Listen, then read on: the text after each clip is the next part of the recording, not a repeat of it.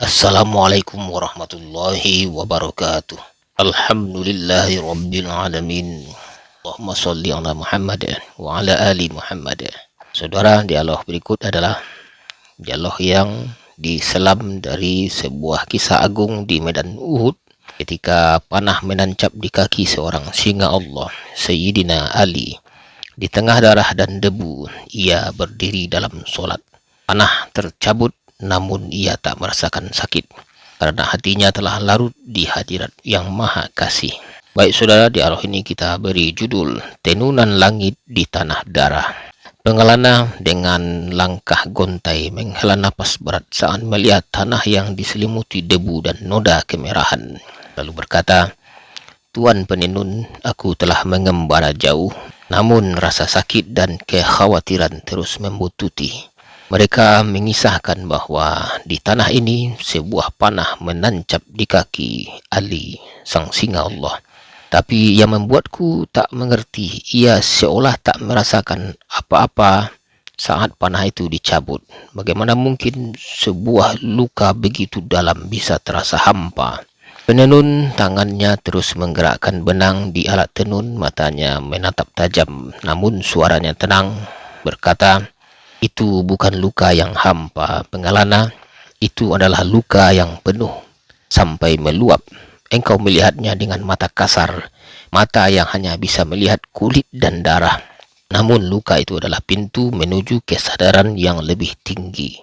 Kata Pengelana, "Pintu? Pintu macam apa yang terbuat dari darah?" Kata Penenun, "Pintu menuju langit.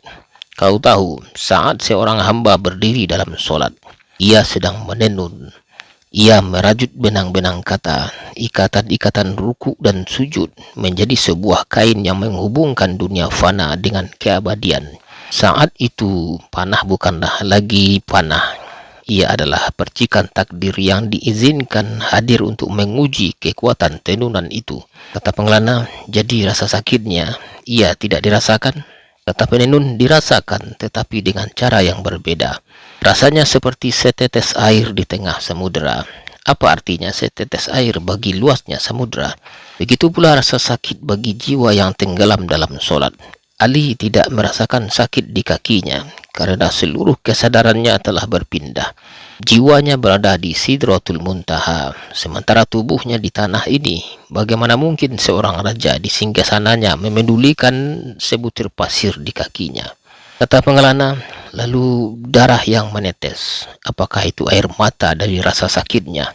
Penenun menghentikan tenunannya sejenak, menatap Pengelana dengan mata teduh, dan berkata, "Darah itu bukan air mata, melainkan tinta.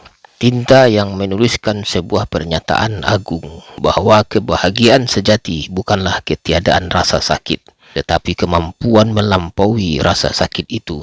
Darah yang menetes dari luka saat ia sujud adalah saksi bisu bahwa puncak kebahagiaan seorang hamba adalah saat ia bisa menyerahkan segalanya, bahkan penderitaannya, kepada Sang Penenun Agung, Allah." Kata Pengelana, "Namun Tuan, aku masih bertanya-tanya. Bukankah rasa sakit itu nyata? Bukankah tubuh pasti menggigil karenanya?" Kata Penenun, "Benar, tubuh ini pasti menggigil.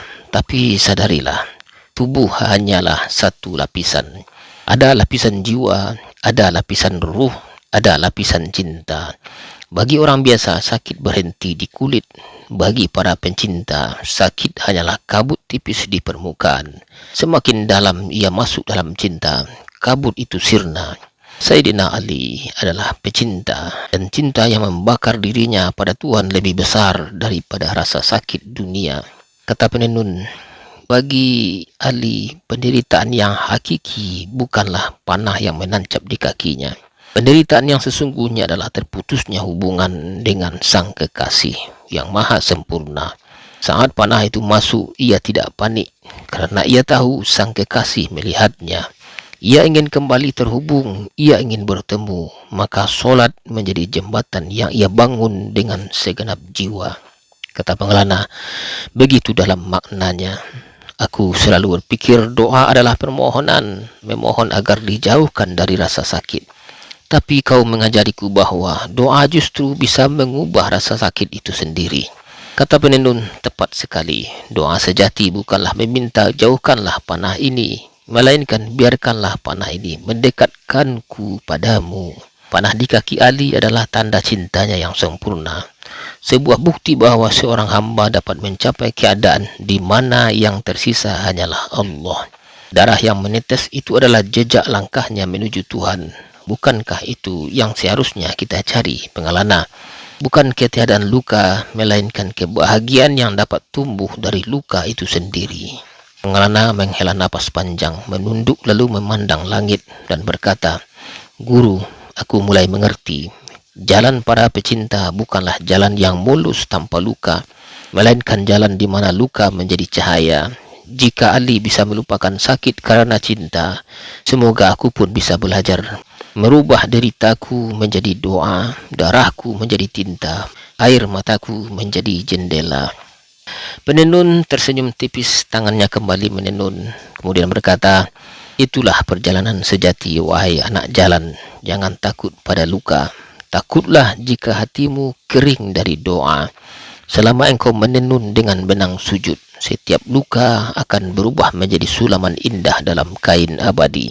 Dan di hari nanti, ketika kain itu terbentang di hadapan Tuhan, engkau akan tahu setiap tetes darah, setiap panah, setiap air mata, semua adalah benang emas yang menghubungkanmu dengan Dia."